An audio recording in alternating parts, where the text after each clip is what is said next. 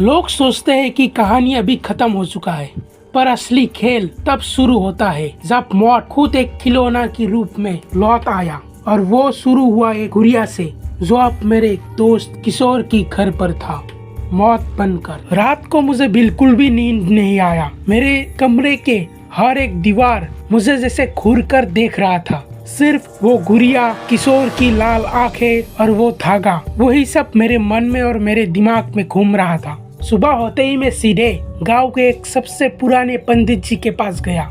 मैंने सारी बातें पंडित जी को कहा और पंडित जी की आंखों पर एक अजीब सा डर था।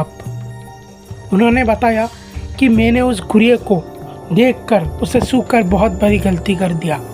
वो गुड़िया एक अघोरी का था और उस गुड़िया में एक ऐसी शक्ति छुपी है जिससे किसी का भी रूह आत्मा को अपने बस में कर सकता है, यानी कि ब्लैक मैजिक। हाँ, आपने सही सुना, काला जादू।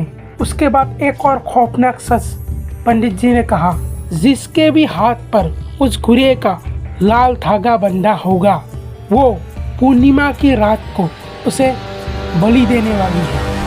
वह आत्मा कभी वापस नहीं आ पाएगा। यानी कि मेरे दोस्त का मरना तय था।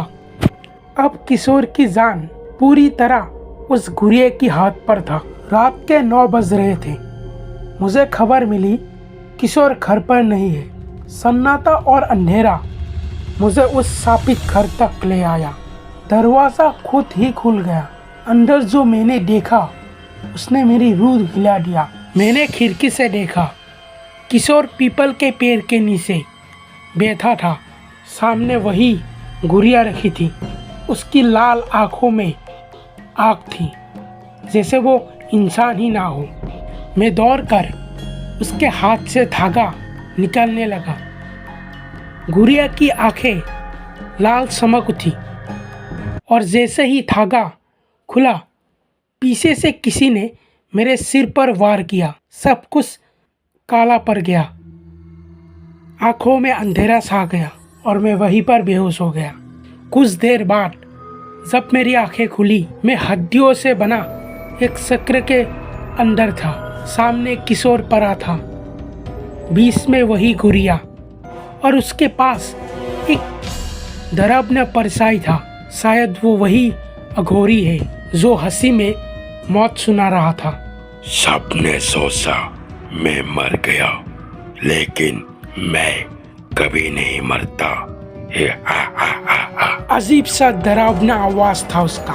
मैं चिल्ला रहा था पर कुछ भी नहीं कर पा रहा था। मेरे हाथ बंधे हुए थे।